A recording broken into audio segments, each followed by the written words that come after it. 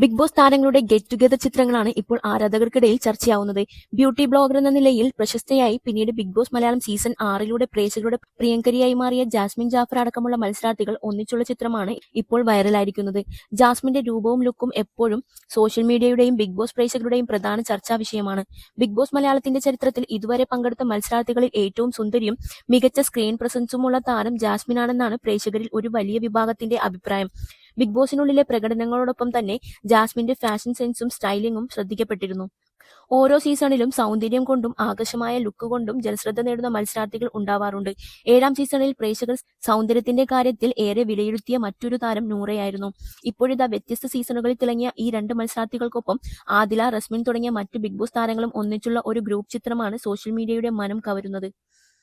ചിത്രത്തിൽ എല്ലാവരും മനോഹരികളായി കാണപ്പെടുന്നുണ്ടെങ്കിലും ആരാധകരുടെ ശ്രദ്ധ മുഴുവൻ ജാസ്മിൻ ജാഫർ കവർന്നെടുത്തു എന്നാണ് കമന്റുകൾ സൂചിപ്പിക്കുന്നത്. നൂറയെ സൈഡാക്കി പടം ജാസ്മിൻ തൂക്കിയിട്ടോ എന്നാണ് ഒരു ആരാധകൻ ചിത്രത്തിന് താഴെ കമന്റ് ചെയ്തിരിക്കുന്നത്. മറ്റു താരങ്ങൾക്കൊപ്പം നിൽക്കുമ്പോഴും ജാസ്മിൻ തന്റെ ആകർഷകമായ വ്യക്തിപ്രഭാവം കൊണ്ട് വേറിട്ട് നിൽക്കുന്നുവെന്നാണ് ആരാധക പക്ഷം.